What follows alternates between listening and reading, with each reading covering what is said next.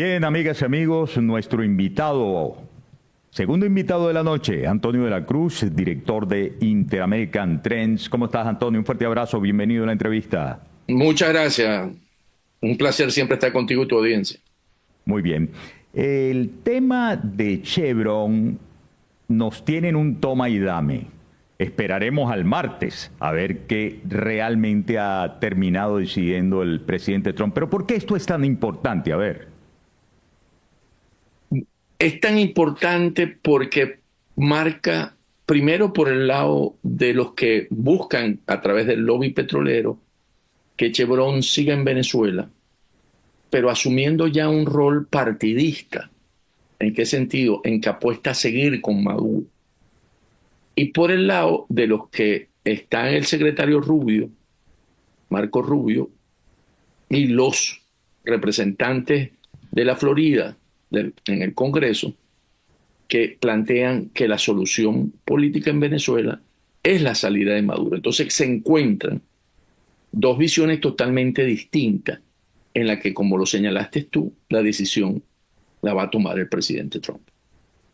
Desde el punto de vista de la financiación del régimen de Maduro, ¿es tan determinante Chevron en Venezuela?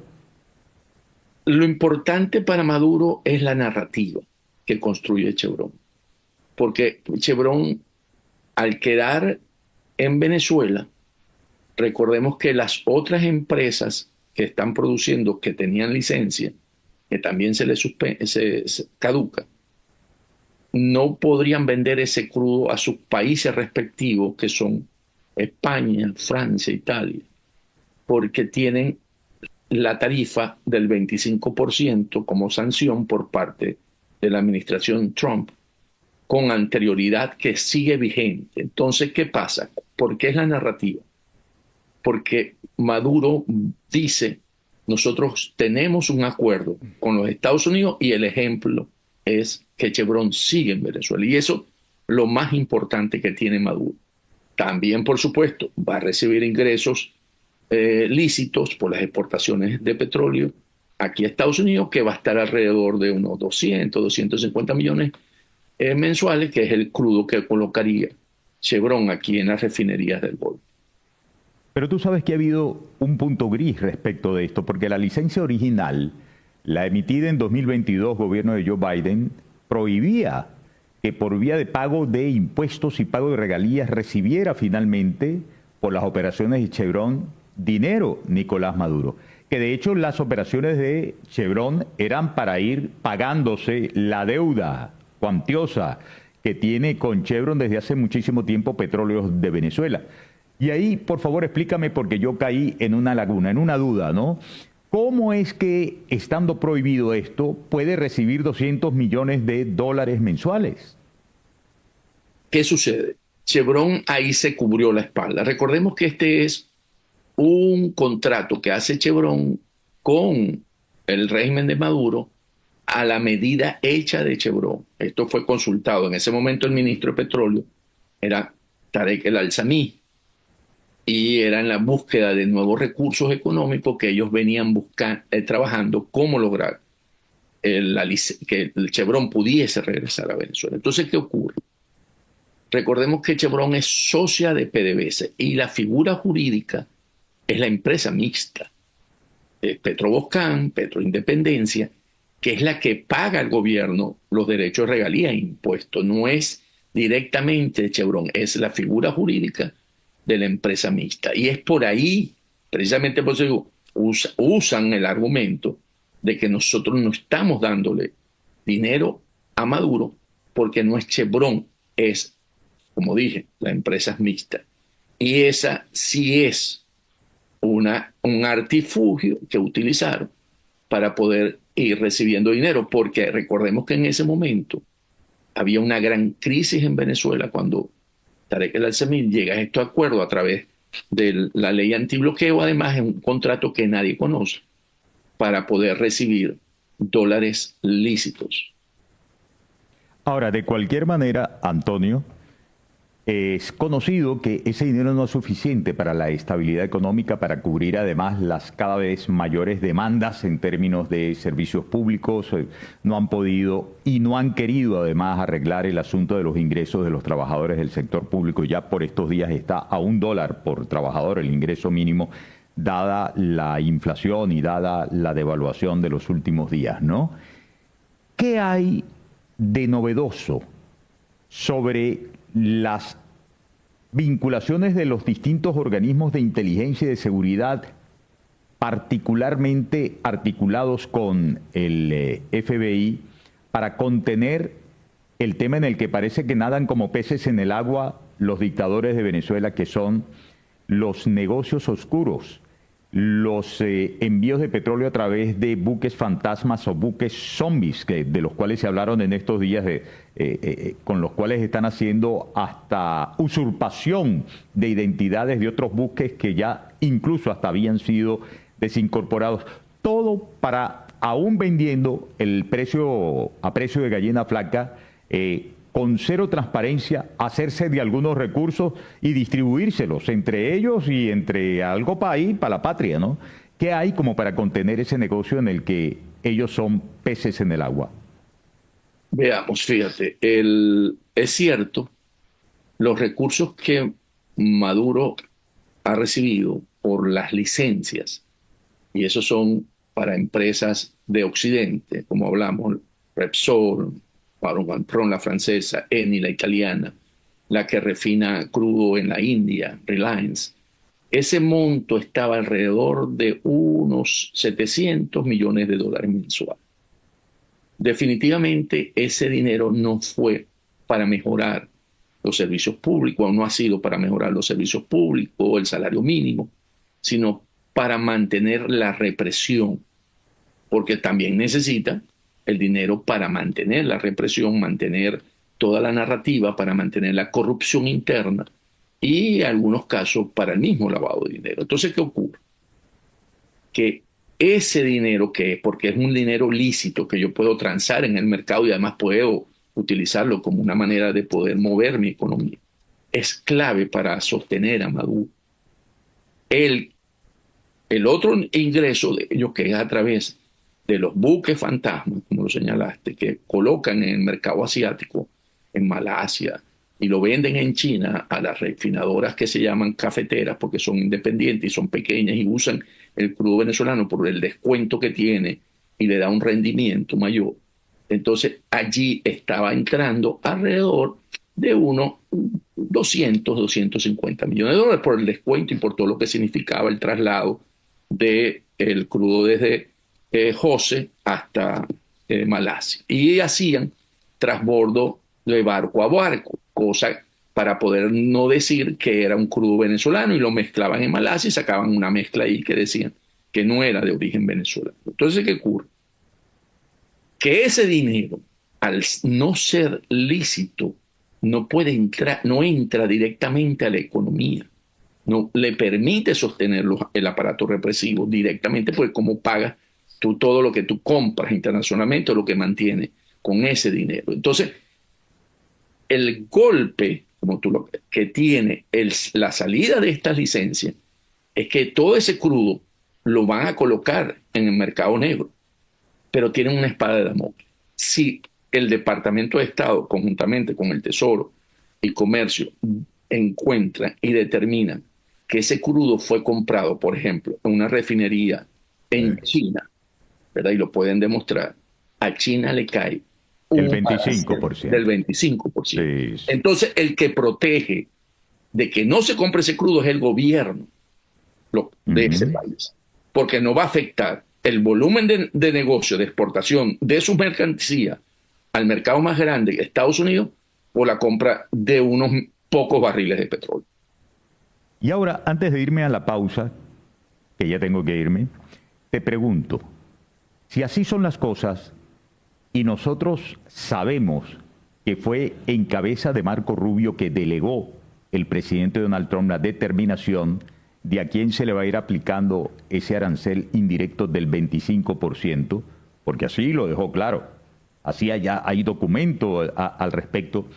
Entonces deberíamos pensar que el próximo martes lo que prevalecerá será lo comunicado con contundencia hace apenas unas horas por Marco Rubio en el sentido de que llueva, truene o relampaguee, la licencia expira el próximo 27 de mayo. La probabilidad, si lo ponemos, está a favor de Marco Rubio. La decisión final la va a tomar el presidente Trump. ¿Por qué? Porque Grenell no fue a Antigua sin haber consultado con Trump, sin haberle dado el go a Trump. Pero, asimismo puedo decir, la operación Guacamaya no ocurrió sin el visto bueno del presidente Trump. Sí, también, cierto. Entonces, Vamos a hablar de la operación Guacamaya y muchos asuntos más. Quisiera tu mirada sobre el tema de Guyana, que a mi juicio se ha convertido en un terreno rociado de gasolina a la espera de que cualquier chispazo pueda servir de justificación para operaciones de otro tipo, ¿no?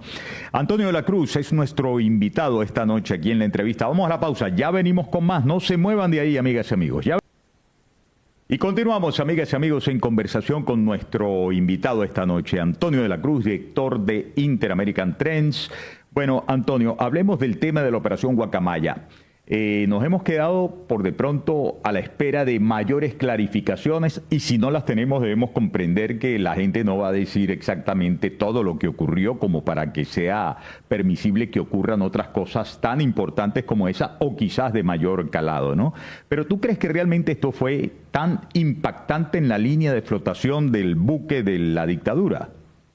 sí, porque resulta que hoy las dictaduras, los regímenes autoritarios, que son los que tienen la administración de las armas, no pueden ser derrotados porque no hay la misma fuerza desde el punto de vista de fuego por parte de los movimientos civiles que buscan una salida de estos. Y lo que se construye, lo que hoy realmente tumba dictadura, son las narrativas. Y entonces, ¿qué ocurre? La narrativa que ayuda la operación Guacamaya es que Maduro no es alguien que tiene bajo control, no es inexpugnable, no es alguien que tú puedas demostrar que tiene la debilidad que demostró que hayan sido extraídos de Venezuela, del lugar más vigilado después de Miraflores, de la Embajada de Argentina, los 4 venezolanos que quedaban ahí, ¿verdad? O rehenes políticos que estaban ahí. Entonces, ¿eso qué plantea? Eso plantea dentro del único sector que hoy sostiene a Maduro, que es la cúpula militar, que empieza a preguntarse si realmente Maduro controla todo el país o con Diosdado Cabello, o si realmente hay oportunidades de buscar una salida, ya que esto no nos garantiza la continuidad que hasta ahora hemos tenido. Y eso es lo que permite la operación Guacamaya. Por eso que es un torpedo muy fuerte. Si lo combinas en términos de construcción de narrativa, primarias, un éxito, elecciones presidenciales, un éxito, y además demostrarse con actas cómo era, y operación Guacamaya, otro éxito, entonces tú vienes creando en aquellos que pueden tener una incidencia en el sostenimiento de Maduro, que sí hay otra opción que se pueda construir. Y además, si le agregamos a esto un vacío electoral el próximo domingo, vuelve a mostrar ante esas Fuerzas Armadas que están ahí en el Plan República custodiando que Venezuela quiere un cambio. Y si le metemos como guinda la licencia de Chevron, hermano, el juego está casi jaque en 3 jugadas, en 2 jugadas, en cuatro jugadas. Está muy cerca. ¿Por qué? Porque te cierra el elemento de la parte financiera y entonces aquí empezamos a pensar, ¿verdad? Ese sector, que es el que tiene que tomar la decisión. Porque aquí lo que falta nada más es eso, es decir, no, aquí hay otras opciones que podemos jugar. Y eso lo hemos visto en los regímenes anteriores, lo vimos con Assad en Siria, cuando ya no aguantaba. Y cuando los regímenes se vuelven tan represivos, como lo está haciendo ahorita Diosdado Cabello, es una muestra de una gran debilidad. Pero ¿tú crees que dependa tanto este estallido final o este quiebre final de la, por fin, actuación esperada y debida desde hace muchísimo rato, habida cuenta de los resultados electorales y la obligación de los militares venezolanos de hacer valer la soberanía nacional. ¿De estos militares o de estos militares actuando probablemente con apoyo de factores externos, bien militares, bien contratados? Porque te decía antes de la pausa, me parece a mí que esto que inició por motivos electoreros, ¿no? El propio régimen chavomadurista a finales del 2023 con el famoso referendo, y me refiero al tema de nuestro Esequibo, ¿no? Se le ha convertido en un boomerang y hoy día veo ese tema convertido en un escenario lleno de gasolina a punta de un chispazo, por lo cual hasta anda llamando la atención Padrino López con mucha insistencia, pero ojo, hay toda una comunidad, que no es solamente Guyana, toda una comunidad de naciones que tienen influencia en el Caribe, advirtiendo, cuidado, cuidado, cuidado, y estos diciendo, igual vamos a elegir a un gobernador y a unos legisladores, y veo yo ahí que la cosa puede estar a punta de caramelo como para justificar actuación de terceros. ¿Cómo la ves tú? Sí, el régimen ha venido buscando que precisamente ese sector militar no se ponga creativo ante todas estas señales, sino que busca que se cohesione. Y entonces, ¿cómo lo cohesiona? Con enemigos externos. Recordemos que Diosdado dijo, cierro vuelos desde Colombia porque vienen mercenarios. Bueno. Tenemos la amenaza, dijo Maduro, de Ecuador por la mafia albanesa. ¿Ok? Porque todo esto son mensajes para ese sector. Y ahora el otro sector es, nos van a robar, el otro mensaje, nos van a robar el Esequibo. Y vamos a defender eso que es de todos los venezolanos y que todos sentimos que es nuestro. Es que eso es lo que pasa. Como todos sentimos, entonces, buscar el nacionalismo ahí. Entonces, ¿qué ocurre? Que si ellos llegasen a tomar esa última decisión, porque además eso le permite crear un estado de conmoción, que también andan buscando para poder tener bajo mayor control todavía el país, ahí puede darse eso que tú estás planteando, ese último escenario. Por eso te digo que estaríamos a 3, 4 jugadas de un jaque mate. Porque si ellos cometen eso, ahí pueden haber una serie de sorpresas. Primero, que las Fuerzas Armadas no están preparadas para enfrentar a cualquier ejército. No estamos hablando del ejército de Guyana, que sabemos que es débil. Guyana les respondió y le dijo, yo tengo alianzas con países, el Reino Unido, Estados Unidos ha dicho que apoyaría a Guyana. Y eso sí sería grave para nosotros. ¿Por qué? Porque si ocupan la Guyana de manera de fuerza, por fuerza, perderemos ese territorio. Porque en una disputa, entonces lo ocupa. Y aquello que todavía tenemos chance de ganar en la Corte, ¿verdad?, internacional, sería realmente lamentable. Y aquí sí habría una situación todavía más difícil para el régimen, porque aquí los militares tendrían que pensar, se acompañan en esta aventura a un dictador que lo que quiere es sostenerse a troche y moche. Bien, sabes, Antonio, que nosotros hemos conversado en momentos de coyuntura, en otros momentos de presunta calma y normalidad, que no ha habido normalidad obviamente, por lo menos no institucional, no ciudadana, desde que estos tipos llegaron al poder, pero digamos, con todos los picos de la historia, ¿no? En todos venimos conversando desde hace mucho tiempo. ¿Tú habías visto antes tal reunión de factores que unidos parecieran conducir al final de la dictadura? No, anteriormente habíamos visto oportunidades, unas grandes oportunidades, las tuvimos en el interinato cuando lo reconocieron más de 60 países, se creó el Grupo de Lima, pero por errores propios de las organizaciones que integraban en ese momento el interinato, no se alcanzó. Lo vimos cuando ganó Enrique Capriles las elecciones de 2013, que por decisión de Capriles no se cobró, porque no quiso ir al Consejo Nacional Electoral, que iban a haber algunos muertos, cierto, pero era una manera de poder forzar la barra que ese sector militar tomara una decisión.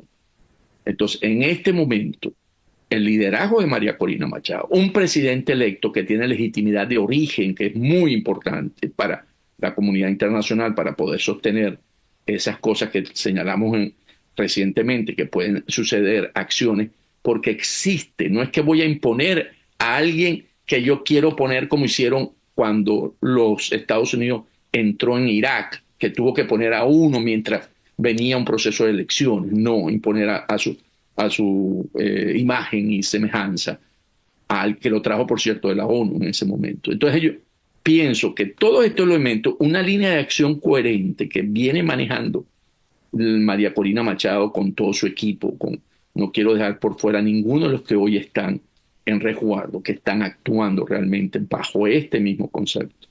Y las coordinaciones con factores externos como Casa Blanca, ¿verdad?, que viene haciendo coordinaciones con María Corina Machado y con todo el equipo, está en un momento donde se puede lograr esto y además contar con el factor en el State Department, en el Departamento de Estado, de un Marco Rubio que tiene claro cómo es la situación en Venezuela. No hay que echarle cuento. Y por eso él se para. Él está arriesgando mucho en esto que hizo con su ex anoche contra Grenell. Aquí están midiendo fuerzas, uno y otro. Los dos están midiendo fuerzas. Grenell con su aventura de ir, bueno, aventura no, con su interés de ayudar a Chevron a obtener la extensión de la licencia, y Marco Rubio en decir, ese no es el camino, porque yo he venido construyendo que estamos pronto de poder lograr algo. De hecho, los 5 que estaban en la embajada de Venezuela, de Argentina, Marco va a tener, se decía que fue el martes, que era el miércoles, que era el jueves, que era el viernes, una reunión con la prensa internacional para mostrar que había sido una extracción y dejar que en el imaginario venezolano y de esos militares pensaran en el discurso que fue una negociación. Entonces, aquí están muchos elementos ahorita que están alineados, que pueden permitir, si se maneja de una forma como ha venido hasta ahora con los éxitos que hablamos anteriormente, poner a Maduro en una situación en la que debe tomar una decisión si se va del poder o quieren, como dijo María Elvira Salazar, que lo extraigan de Miraflores. Bueno. No lo dije Antonio, yo, lo dijo María Elvira Salazar. Sí, claro, por si acaso. Tú incapaz de pensar una cosa así. No, yo no, tú sabes que tú y yo no. Sí, nosotros muy lejos de eso. Antonio, siempre un gusto escuchar tus análisis. Te agradezco mucho que hayas estado con nosotros en la entrevista y espero pronto contacto. Un fuerte abrazo, mi querido amigo. Un gran abrazo siempre. Bien. Para ti y tu familia. Bueno, y amigas y amigos, ya apremiados de tiempo, esto llegó a su final, así que caminando, hasta la otra, Fernando, ustedes respiren profundo y pásenla bien. Chao.